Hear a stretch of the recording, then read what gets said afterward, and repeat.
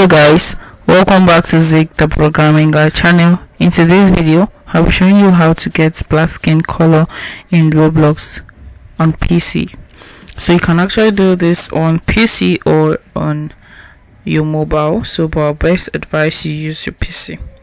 So first thing you have to do is open up a browser, and once you open up a browser you search for Roblox, and afterwards you log in into your account and you go straight to avatar.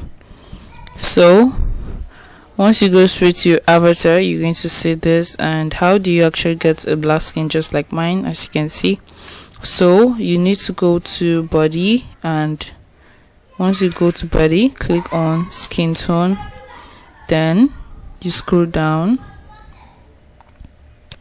You can see advanced right here.